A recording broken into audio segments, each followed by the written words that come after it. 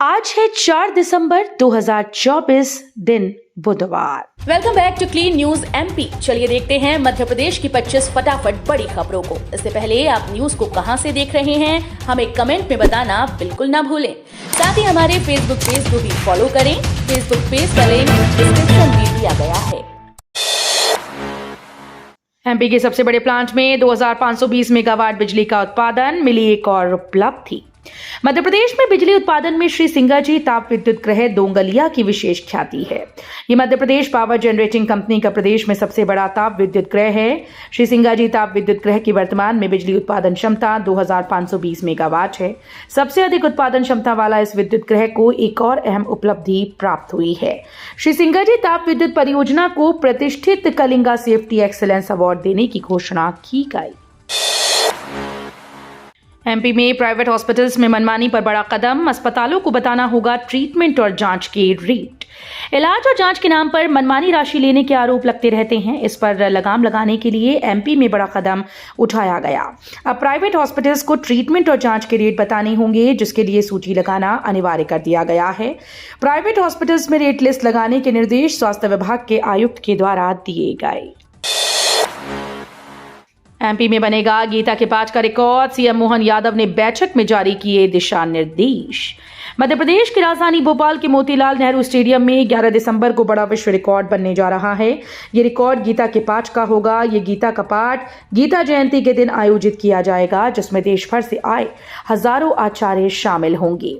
इसके अलावा 8 से 11 दिसंबर तक राज्य में गीता महोत्सव भी मनाया जाएगा, जिसके तहत जगह जगह सांस्कृतिक, धार्मिक और शैक्षिक कार्यक्रम आयोजित होंगे। एमपी में अब बसेस में रहेंगे लोग, भोपाल नगर निगम कर रहा नया प्रयोग। मध्य प्रदेश में अब लोग बसों में रहेंगे। लोगों को खराब पड़ी बसों में बसाया जाएगा। प्रदेश की राजधानी भोपाल में ये नया प्रयोग किया जा रहा है। भोपाल नगर निगम ने बसेस में रैन बसेरे बनाने की पहल की। खराब बसेस को बस स्टॉप पर ही रखा जाएगा। इस साल राजधानी में जबरदस्त ठंड पड़ रही है। लोगों को ठंड से बचाने के लिए ये कवायद की जा रही है। निगम अध्यक्ष किशन सूर्यवंशी ने इसके लिए खराब बस को बस स्टॉप बनाने के काम का जायजा लिया। एसजीएस आईटीएस को 1 करोड़ की मदद, स्टार्टअप्स को मिलेगा प्रोत्साहन।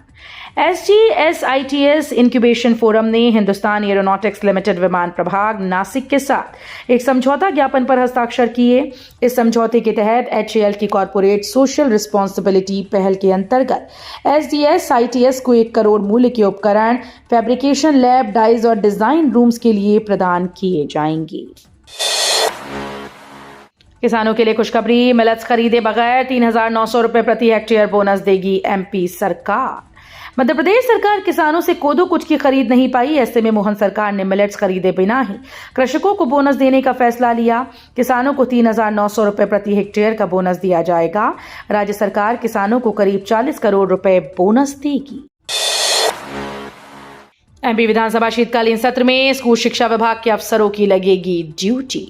राज्य में शीतकालीन सत्र को लेकर सरकारी विभाग तैयार है। विधानसभा सत्र के दौरान रात 10:30 बजे तक स्कूल शिक्षा विभाग के अधिकारियों की ड्यूटी लगाई जाएगी। इसे लेकर राज्य शिक्षा केंद्र ने गाइडलाइन जारी कर दी है। गाइडलाइन में अधिकारियों को कई निर्देश दिए गए। शीतकालीन सत्र के दौरान अफसर स्कूल शिक्षा विभाग से जुड़ा जवाब अंग्रेजी में पेश नहीं करेगा। सत्र के 4 दिन पहले सभी सवालों के जवाब कलेक्टर को देने होंगे। एमपी में खाद की कालाबाजारी। एमपी के नरसिंहपुर में लंबे समय से चल रही खाद की कालाबाजारी पर अब कृषि विभाग ने सख्ती दिखाई। जिले के साली चौका में विभाग की टीम ने एनपीके उर्वरक से भरा एक पिकअप वाहन पकड़ा, जो बिना आवश्यक दस्तावेजों की आपूर्ति कर रहा था।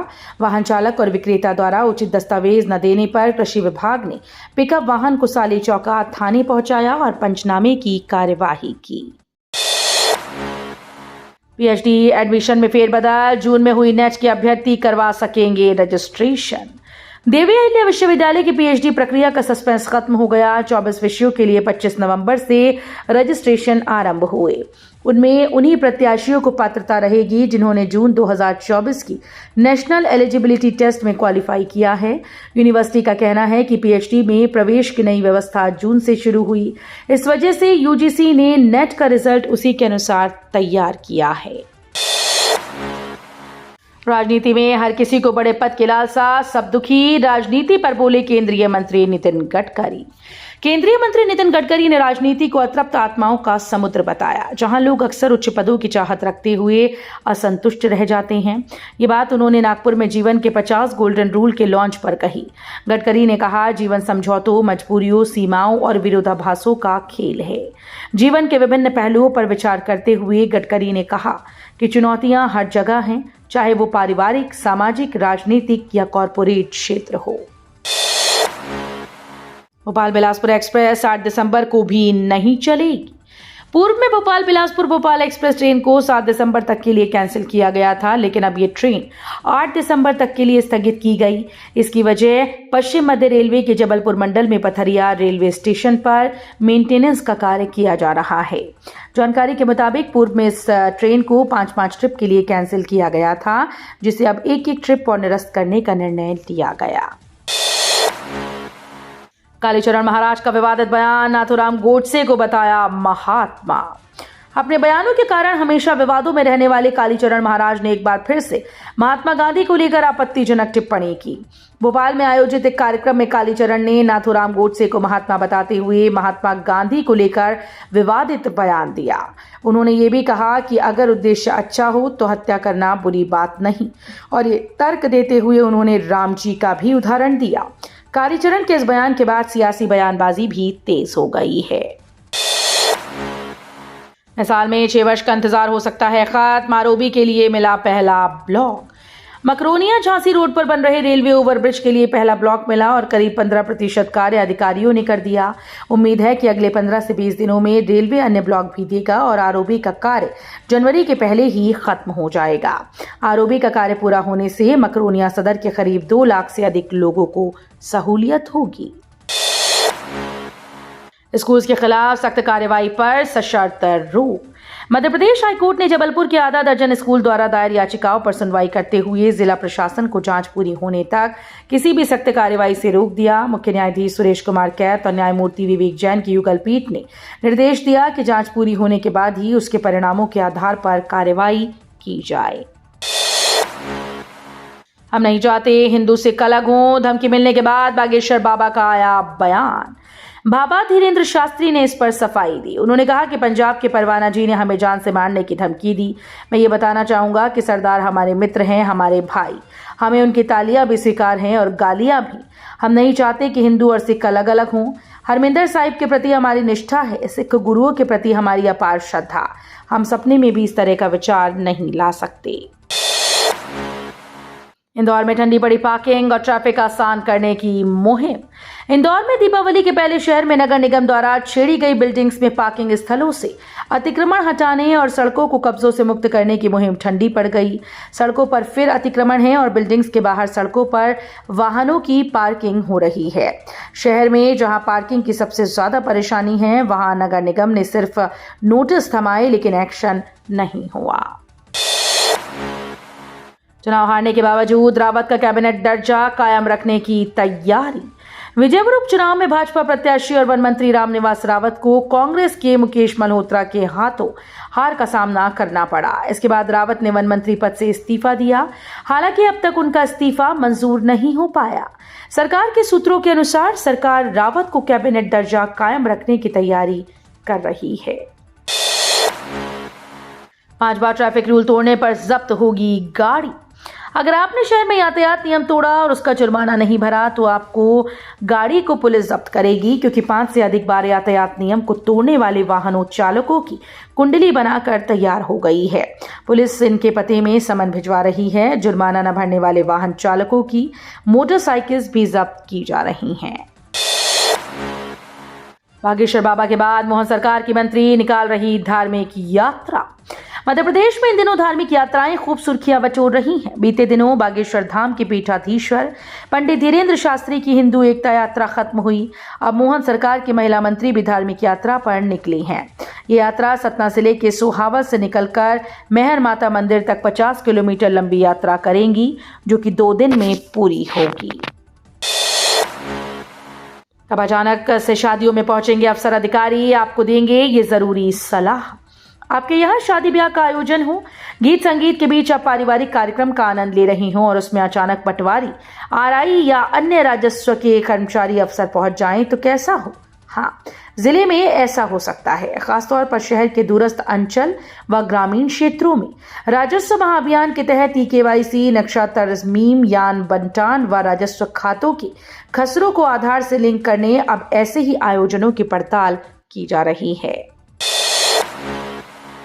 मध्य प्रदेश को मिला 8वें टाइगर रिजर्व का तोहफा, 50 नए पद होंगे मंजूर। राजधानी भोपाल सीहोर रायसेन वन क्षेत्र के बाघों को 16 वर्षों के संघर्ष के बाद सोमवार को टाइगर रिजर्व का सुरक्षा कवच मिल गया। सरकार ने रातापानी को 8वां टाइगर रिजर्व घोषित किया। इसका क्षेत्रफल 1271.465 वर्ग किलोमीटर होगा। 763.812 वर्ग किलोमीटर कोर और 507.653 वर्ग किलोमीटर बफर होगा। इस सीमा में विचरने वाले 75 से ज्यादा बाघ और हजारों वन्य जीवों की सुरक्षा बढ़ेगी। महंगाई का कारण, कोल्ड ड्रिंक, सिगरेट, तंबाकू पर 35% जीएसटी। नए साल में सिगरेट, तंबाकू, कोल्ड ड्रिंक्स महंगी हो सकती हैं। समाचार एजेंसी पीटीआई के मुताबिक बेवरेजेस, तंबाकू से जुड़े उत्पाद और सिगरेट पर जीएसटी दर को बढ़ाकर 35% तक किया जा सकता है। फिलहाल इन उत्पादों पर सरकार 28% जीएसटी वसूलती है।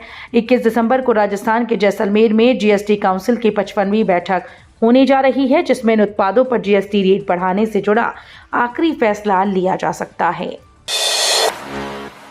सुरक्षा बलों को मिली बड़ी कामयाबी, लश्कर का कमांडर ढेर। श्रीनगर में हुई मुठभेड़ में सुरक्षा बलों ने एक वांटेड आतंकी को ढेर कर दिया। 20 अक्टूबर को गगनगीर में सुरंग कंपनी के शिविर स्थल पर हुए हमले में आतंकी जुनैद रमजान शामिल था। बता दें कि श्रीनगर के बाहर हारवन के ऊपरी इलाकों में बीती रात से सर्च ऑपरेशन चल रहा था। रमजान दक्षिण कश्मीर के कुलगाम इलाके का स्थानीय लश्कर-ए-तैयबा कमांडर था और पिछले कई सालों से सक्रिय था। आज 4 दिसंबर से शुरू होगी आरबीआई एमपीसी बैठक, रेपो रेट में बदलाव की संभावना कम। भारतीय रिजर्व बैंक वर्ष 2024 की अंतिम मौद्रिक नीति समिति बैठक का आयोजन करने जा रहा है। इसकी शुरुआत आज 4 दिसंबर से होगी। 3 दिवसीय मीटिंग में जीडीपी, महंगाई और रेपो रेट समेत अर्थव्यवस्था से संबंधित कई अहम मुद्दों पर चर्चा होगी। 6 दिसंबर को आरबीआई अध्यक्ष एमपीसी के फैसलों की घोषणा करेंगे। एमपी में हिसाब दो जवाब दो आंदोलन करेगी कांग्रेस, 16 दिसंबर को विधानसभा घेराव। मध्य प्रदेश कांग्रेस ने प्रदेश की मोहन सरकार से 1 साल का हिसाब मांगा। कांग्रेस ने 16 दिसंबर को विधानसभा का घेराव कर हिसाब दो जवाब दो आंदोलन का ऐलान किया। तो ये थी आज की 25 फटाफट बड़ी खबरें। अगर आपको न्यूज पसंद आई हो तो वीडियो को लाइक और शेयर जरूर करें। धन्यवाद।